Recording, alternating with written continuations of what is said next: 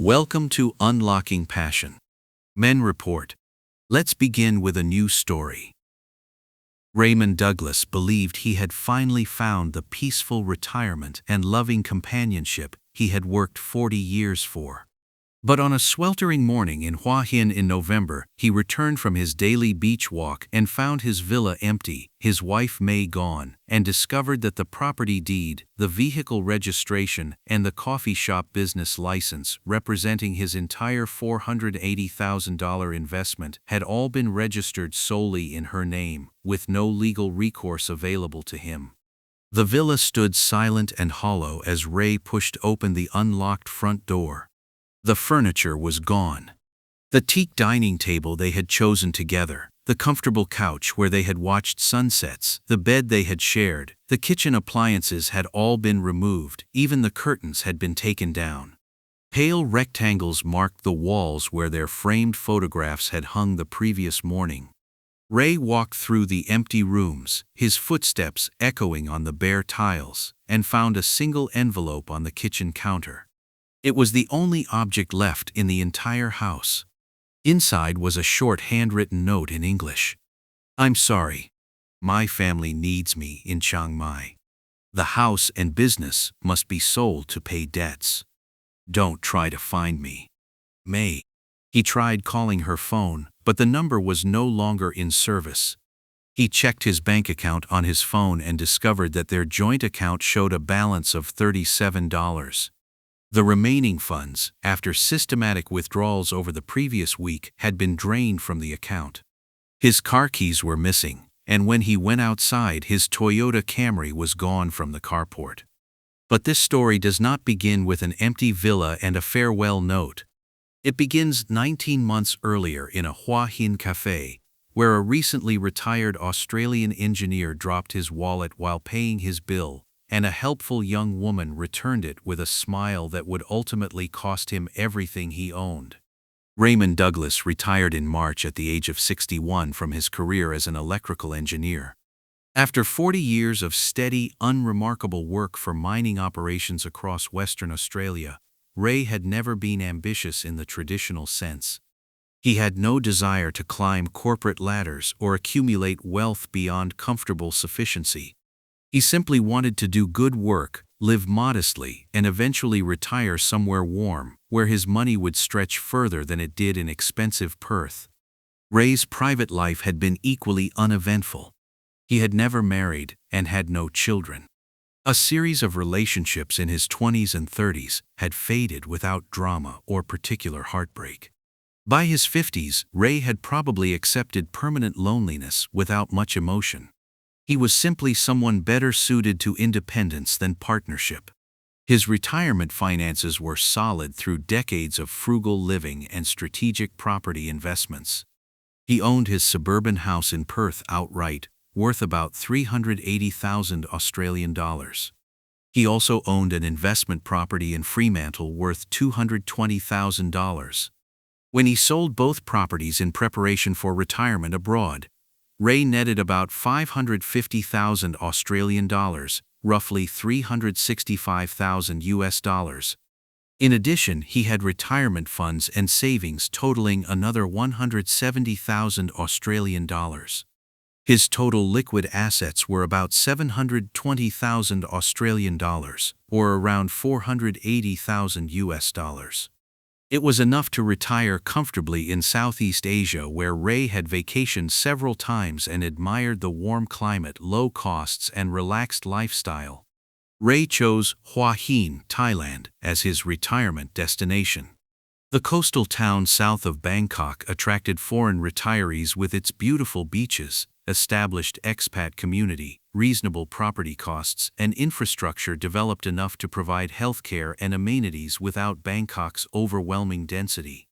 Ray visited Hua Hin twice in late 2020 to explore neighborhoods, meet other expats, and confirm his decision. He moved permanently to Hua Hin in April 2023 and initially rented a one-bedroom apartment near the beach for 20,000 baht a month, about 900 Australian dollars. The apartment was adequate, furnished, air-conditioned, and had a small balcony overlooking the street. Ray settled into expat routines, morning walks on the beach, afternoons reading or managing his investments online, and evenings at expat bars or restaurants. His social circle developed slowly. By nature, Ray was reserved, not inclined toward the loud camaraderie or bar culture common among some expat groups. He preferred quiet conversations with the handful of other retirees he met through a walking group and a weekly expat gathering at a local cafe called the Beach House.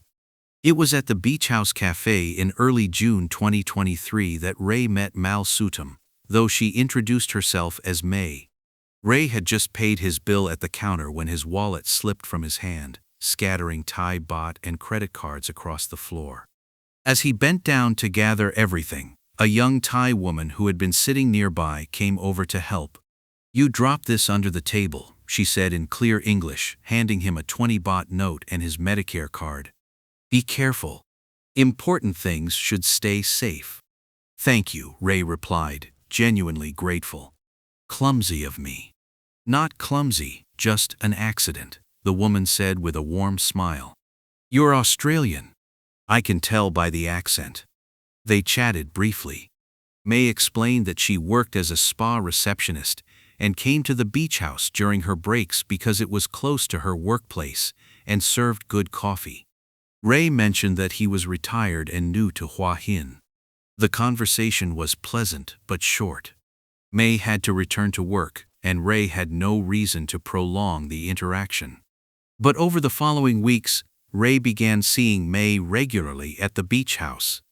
She always greeted him warmly, sometimes sat at his table if he was alone, and occasionally brought him a free coffee, which she claimed the cafe owner gave her as an employee of a nearby business. Their conversations remained light. May would ask about Ray's life in Australia, his adjustment to Thailand, and his impressions of Hua Hin. Ray found her easy to talk to, unjudging, and genuinely interested, rather than performing friendliness for tips or financial gain. What distinguished May from other Thai women Ray had encountered was her apparent lack of interest in his money.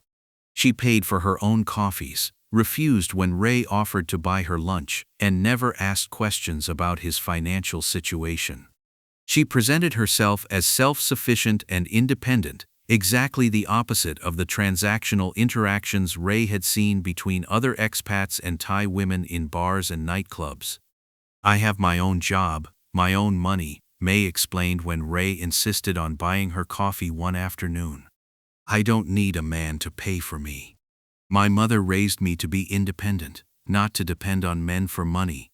That declaration of independence was itself a calculated part of May's approach. By explicitly rejecting financial help, she positioned herself as different from other Thai women, allowing Ray to believe that any relationship developing between them was based on genuine compatibility, rather than economic exchange.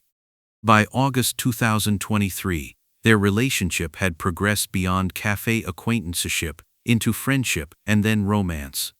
May would visit Ray's apartment, cook Thai meals for him, and increasingly stay overnight. She introduced Ray to her mother, a dignified woman in her 60s who spoke limited English but warmly welcomed Ray into her modest home in a working-class neighborhood of Hua Hin. Ray felt deeper emotions developing than he had experienced in decades. May was affectionate, attentive, and seemed genuinely to enjoy his company. At 61, after years of loneliness, Ray had found someone who made him feel valued and less alone. In September, May suggested that Ray should consider buying property instead of continuing to rent. "You pay 20,000 baht every month for an apartment that will never be yours," she observed. "If you buy a small house or villa, you own something. Your money builds value instead of disappearing into rent." Ray had been thinking similarly. He had about $480,000 in liquid assets, and spending $900 a month on rent felt wasteful. Buying property outright would permanently eliminate housing costs and provide long-term security. "The problem is foreign ownership law," May explained carefully. "In Thailand, foreigners cannot own land. You can own a condominium unit, but not land or a house on land. For a villa or house, you need a Thai person to own the land. Many foreigners use a long-term lease, or they have a Thai girlfriend or wife own the property with a legal agreement to protect them. Ray had researched this and knew that May was accurately describing Thai property law. Foreign land ownership was indeed restricted, with various legal structures allowing foreigners practical, though not legal, control. If we're serious, Ray said carefully, and if you're comfortable, maybe we could look at property together. If we're building a future, maybe it makes sense for us to invest in a home as partners. May seemed hesitant. Ray, I don't want you to think I'm like other Thai women who just want a foreign boyfriend to buy them a house. That's not me. I have a job. I have my own life. I don't need your money. I know that, Ray assured her. That's exactly why I trust you. This isn't about buying you a house. It's about building something together as partners. They married in October 2023 at the Hua Hin district office in a simple administrative ceremony with May's mother and two of Ray's expat friends as witnesses. Ray felt some unease about marrying after only 4 months, but he was 61 years old and tired of being cautious. May made him happy. That was enough. After the wedding, they began looking for property. May handled most of the viewings and reported suitable options to Ray. She identified a small villa in a quiet neighborhood 3 kilometers from the beach, a 2-bedroom concrete structure with a small garden, a carport, and enough space to potentially add a small cafe or shop, which May dreamed of operating. The asking price was 4,500,000 baht, about 180,000 Australian dollars or 120,000 US dollars. May negotiated it down to 4,000 baht, about 106,000 US dollars, and they proceeded with the purchase in November 2023. Because they were married and Ray was a foreigner, the property was registered in May's name as a Thai citizen. The lawyer handling the transaction assured Ray that this was standard procedure and that, as her husband, he had rights to the property even though the legal title was in May's name. Marital property law protects you, the lawyer explained. Property acquired during the marriage belongs to both spouses. Her name on the title is only a legal formality because foreigners cannot own land. Ray signed documents in Thai with English translations, trusted the lawyer's guidance and May's explanations, and the purchase was completed. They moved into the villa in December 2023. Ray had spent $106,000 of his $480,000 and had $374,000 left. Raymond Douglas's story reveals how legitimate property laws can become weapons in sophisticated scams when trust replaces verification. If this resonates with you, subscribe for more investigations into real estate fraud, the exploitation of legal systems designed to protect local ownership, and the true cost of building dreams on foundations you do not legally control.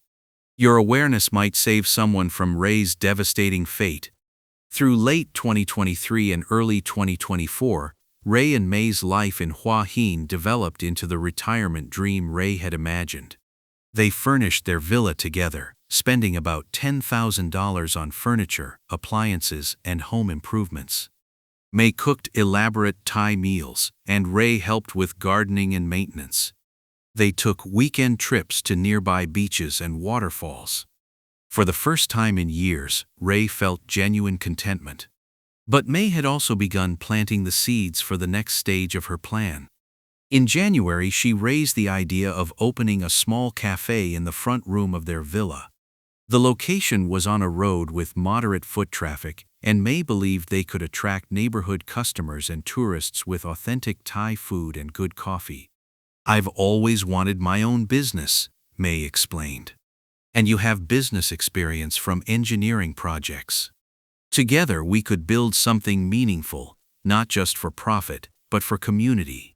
A place where people feel welcome." Ray liked the idea. It would give May something beyond simply being a wife, offer social connection for both of them, and potentially generate modest income to supplement Ray's investment returns. They discussed the budget.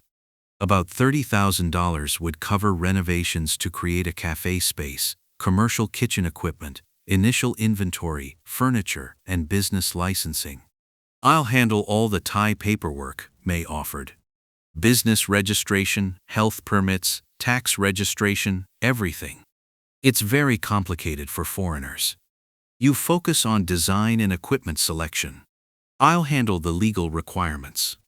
Ray gratefully agreed. Navigating Thai bureaucracy was exhausting, and having May handle it seemed like a sensible division of labor. Over the next 3 months, May supposedly worked with lawyers and government offices to establish the business legally. Ray saw various documents in Thai with English translations, signed where indicated, and trusted May's explanations of what he was approving. The cafe opened in May 2024 with a modest celebration. Neighbors attended. Some of Ray's expat friends came, and May's family was present. The cafe was called Sunset Corner, a cheerful space with local art on the walls, comfortable seating, and a menu of Thai and Western breakfast and lunch dishes. May managed the daily operations, while Ray helped with morning preparation, greeted customers, and handled finances. Or more accurately, Ray believed he handled finances. In reality, May controlled all business accounts and only gave Ray summaries instead of direct access to the books. Thai tax law is complicated for businesses owned by a foreign Thai marriage, May explained when Ray asked to review more detailed accounts. "It's better if I manage everything through a Thai accountant and just give you summaries. It's easier and protects us from legal problems." Ray accepted the explanation. The cafe seemed reasonably busy, customers appeared satisfied, and May reported that they were breaking even or making a small profit, acceptable for a new business. In reality, however, the cafe was entirely registered in May's name, with Ray holding no legal ownership or signing authority.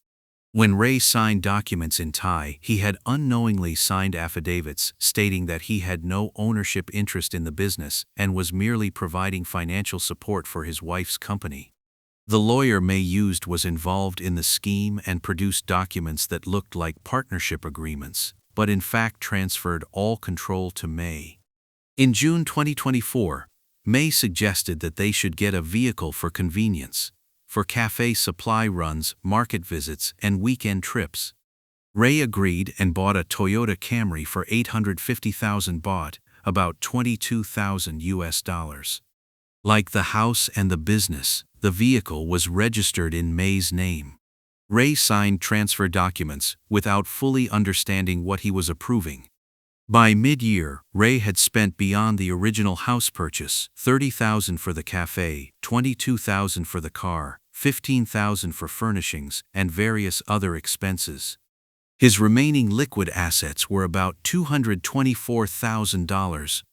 During all this time, May encouraged Ray to consolidate his finances for easier management. She suggested that they should have a joint Thai bank account where Ray's investment income and cafe profits would be deposited, with both of them having access for household and business expenses. "It's more convenient," May explained. "Right now you have money in Australian accounts, some in Thai accounts. It's complicated to track.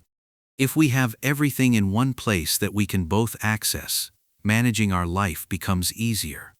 Ray eventually agreed, opened a joint account at Bangkok Bank and gradually transferred funds from his various accounts. By August 2024, Ray had about $230,000 in the joint Bangkok Bank account, with another $70,000 remaining in Australian accounts as backup security. What Ray did not realize was that May had gradually been withdrawing funds from the joint account. Not large amounts that would trigger Ray's attention, but steady withdrawals and transfers to other accounts Ray could not see. May claimed these were business expenses, supplier payments, or money sent to her mother for family medical bills. Ray trusted her explanations without demanding detailed documentation. In September 2024, May announced that she needed to visit her sister in Chiang Mai. Her sister was having marital problems and needed May's support for a few weeks. Ray offered to go with her, but May insisted that he stay and manage the cafe. "You're better with customers anyway," she said. "And someone needs to stay with the business. I'll be back in 2 weeks, maybe 3 at most. It's a family matter, very emotional, very private. I have to handle it alone." Ray understood and supported May's loyalty to her family. She left for Chiang Mai on September 20, claiming she preferred taking a bus because she did not like to fly. Ray managed the cafe in her absence and assumed he was simply covering for his wife while she handled a family crisis. But May never went to Chiang Mai.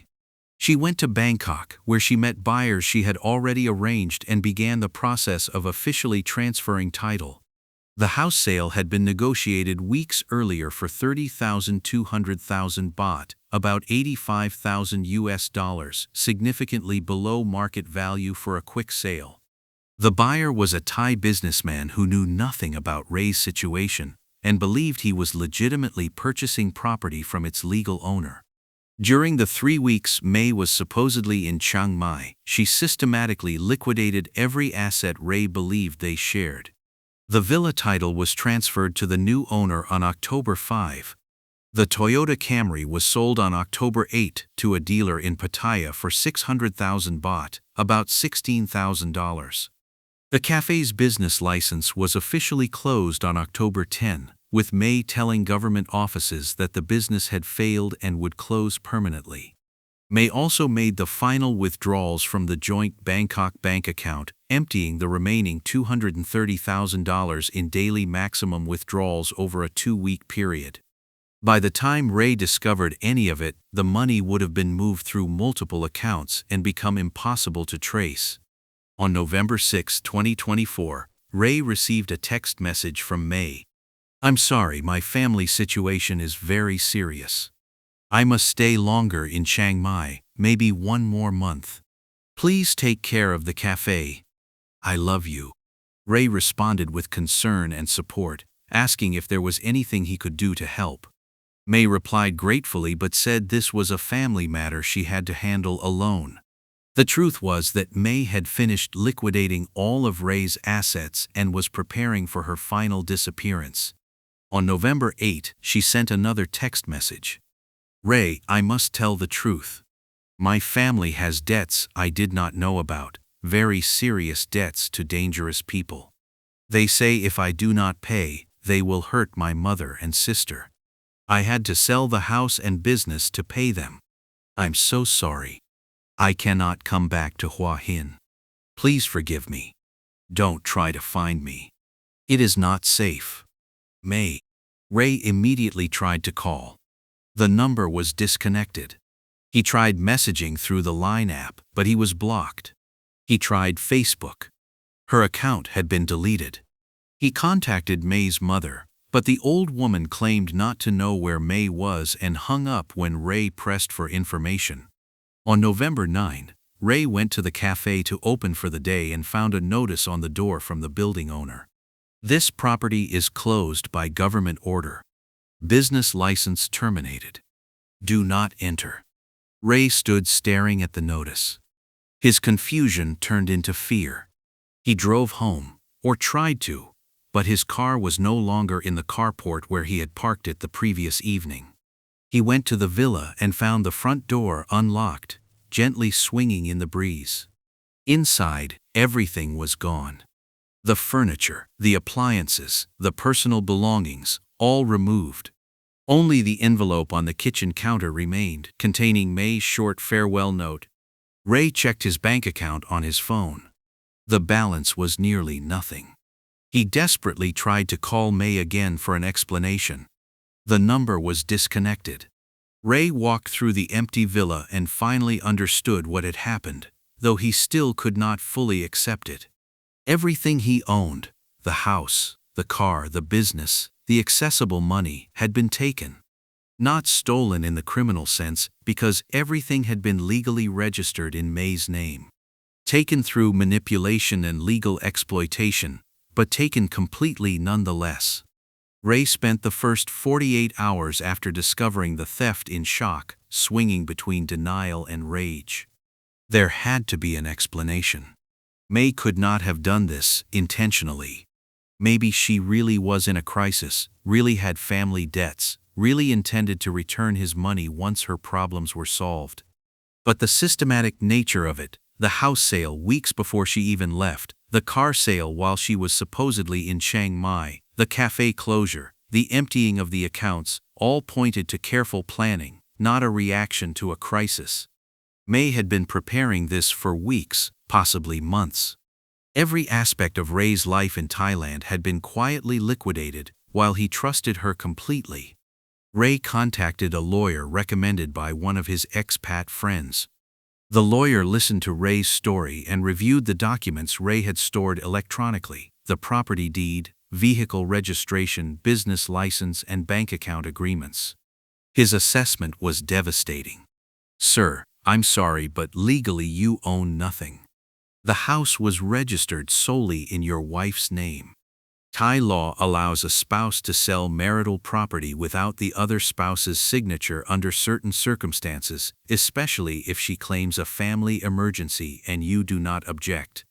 The vehicle was registered in her name, with you only listed as an approved driver. The business was registered solely in her name. You signed documents stating that you were providing financial support, but claiming no ownership. And the bank account was joint property, which means she had the legal right to withdraw all the funds." "But I paid for everything," Ray protested. "The money was mine. We were married. Doesn't that give me any rights?" "In theory, yes. You could file a case claiming your marital property rights were violated. But proving that would require showing that she acted fraudulently from the beginning, which is very difficult. She can claim she sold the property to pay debts, which is legal. She can claim the business failed, which is her right as the owner. She can claim she withdrew money for legitimate family expenses. Proving otherwise would require evidence you probably do not have. How much would it cost to try? Legal fees for this kind of case, perhaps 500,000 to 700,000 baht, 13 to 18,000 US dollars. The case would take 1 to 2 years, and even if you win, getting the money back from her is another problem. If she spent it or moved it, winning a judgment does not mean recovering the money." Ray filed reports with the Thai police and provided all documentation relating to the marriage, property purchases, and the timeline of May's disappearance.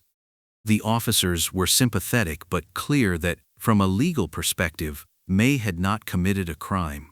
She was the legal owner of the property. She had the legal right to sell property she owned. She had the legal right to withdraw money from the joint account. Unless you can prove that she married you specifically in order to steal from you, fraud from the very beginning, we cannot prosecute. Ray contacted the Australian embassy in Bangkok. A consular officer listened to his situation and provided resources, but could offer only limited help. The embassy could not intervene in Thai legal matters, could not force prosecution, and could not recover his assets. They could only provide information about support services and legal resources. Ray hired a private investigator to locate May. The investigator worked for 3 weeks and reported that May had used a false surname when she met Ray. Sutham was not her real family name, and her identification documents had been sophisticated forgeries. The property, the cafe, and the vehicle had all been sold through intermediaries who did not personally know May and could provide no information about her current whereabouts. "She has done this before," the investigator reported. "We found 2 other foreign men, one German and one British, who lost money to a woman matching her description using similar methods. Each time she used a different name, but the pattern is identical. She is a professional, probably part of an organized network. Finding her is essentially impossible, because we do not know her real name or identity." By December 2024, Ray had accepted that his property and money were permanently gone. The villa had been legitimately sold to a buyer who had no obligation to return it. The car had been sold through normal channels. The cafe equipment had been sold or removed. The $230,000 from the bank account had been moved through various accounts and was no longer traceable. Ray's remaining assets totaled about $67,000. The $70,000 he had kept in Australian accounts remained, minus around $3,000 he had spent on legal fees and the investigator. From $480,000 he had been reduced to $67,000 in 19 months. He had lost about $413,000 to May's systematic exploitation. Ray moved into a small studio apartment in Hua Hin. A single room with a bathroom cost $9,000 baht a month, about $240. The apartment was in a less desirable neighborhood, in an older building, with no view or amenities, but it was affordable on Ray's limited budget. With $67,000 and perhaps another 20 to 25 years left to live, Ray calculated that he could survive on about $250 a month from conservative investment returns, plus the money he would need to withdraw for rent. His total sustainable budget was around $700 a month, barely enough for rent, food, utilities, and minimal other expenses. Ray took a part-time job helping a Thai immigration consultancy prepare documents for foreign retirees, work that paid 12,000 baht a month, about $320, and provided a crucial buffer on top of his investment returns. His combined income, including investment income, gave him about $760 a month, just enough to survive in Hua Hin. His life had contracted from a retirement dream to mere survival. The villa, the cafe, the comfortable life with a loving partner, all had been revealed as a temporary illusion designed to extract his wealth. Ray joined an expat support group for men who had lost money to Thai women or partners. The group met weekly in a cheap restaurant, and Ray found grim familiarity in their stories: foreign retirees who had married quickly, registered property in Thai names, given access to bank accounts, and been systematically stripped through legal mechanisms that left them no recourse. "The real estate scam is especially devastating," explained a British man in the group, "because you think you're following the law correctly. Foreigners can't own land. Everyone knows that. So you put the property in your wife's name.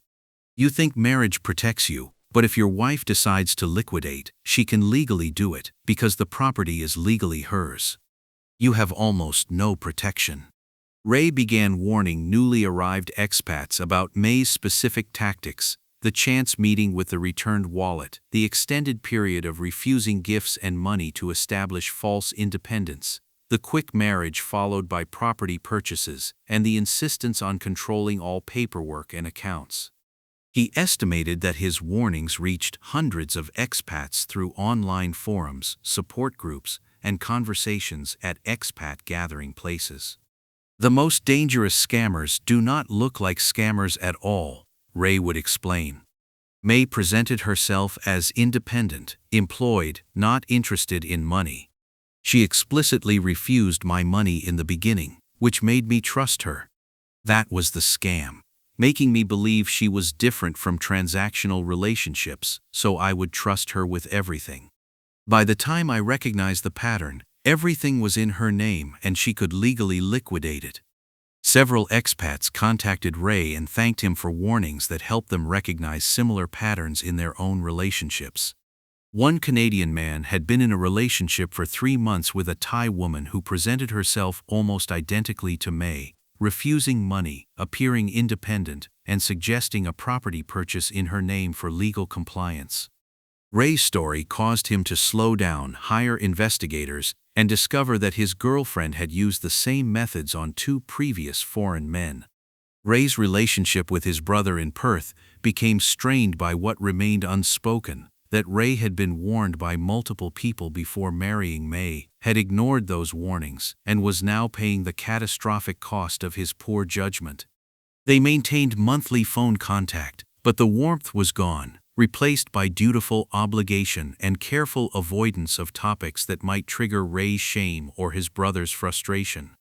Through 2025, Ray settled into his diminished existence, his tiny apartment, his low-paid consulting work, his warnings to other expats, and his bitter acceptance that he would spend his remaining years in poverty instead of the comfortable retirement he had worked 40 years for. Raymond Douglas is now in his 60s, living in a studio apartment in Hua Hin and working part-time for an immigration consultancy.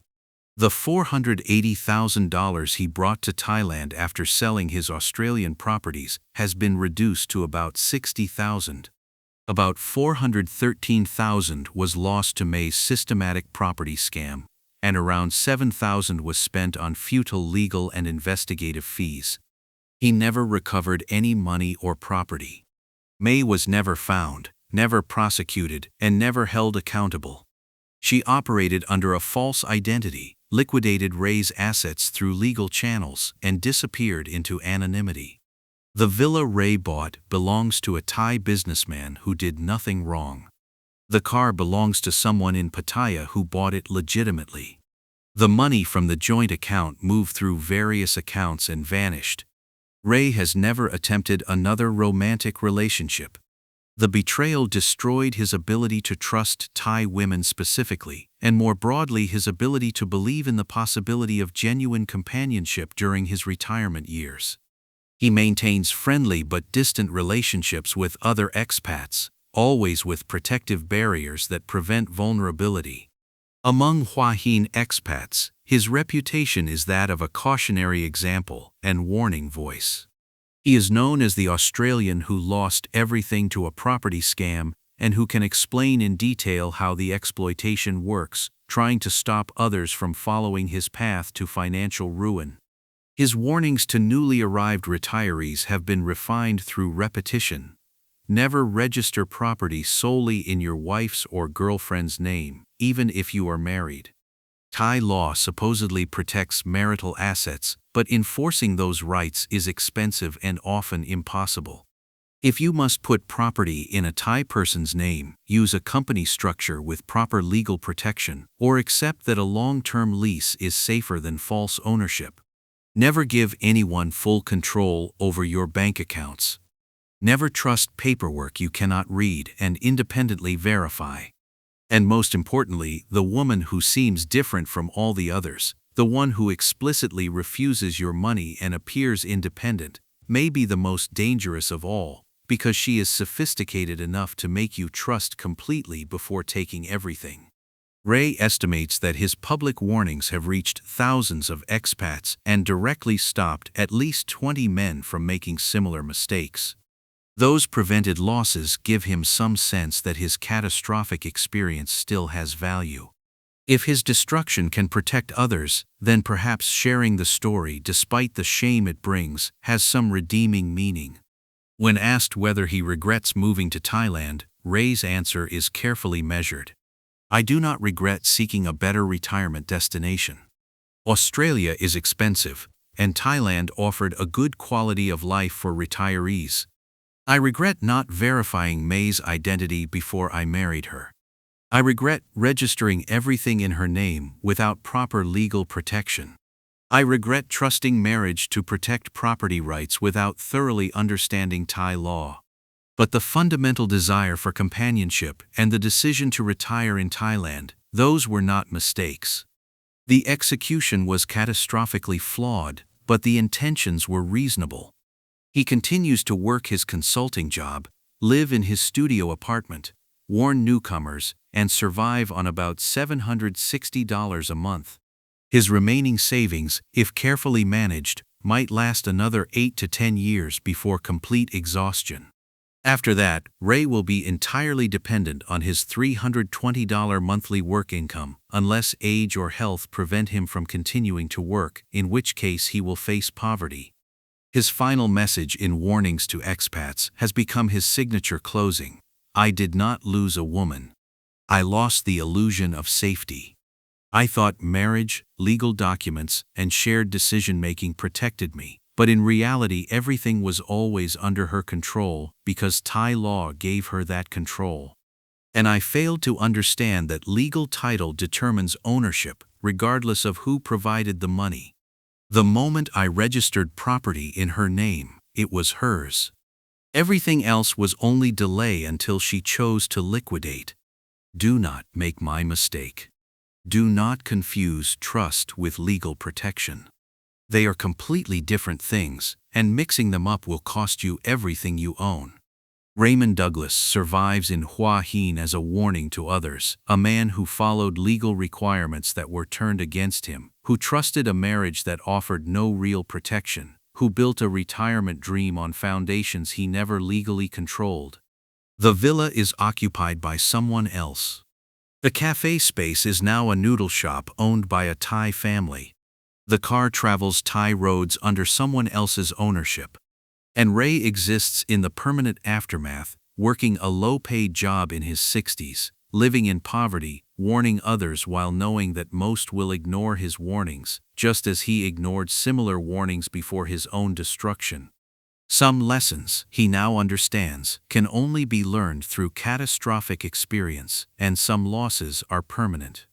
If this investigation resonated with you, please subscribe for more exposés on real estate fraud, the exploitation of foreign ownership laws, and the sophisticated scams that target retirees who believe marriage and legal documents offer protection they do not actually provide. Understanding these tactics could save you, or someone you care about, from the complete destruction that consumed Raymond Douglas's retirement dream.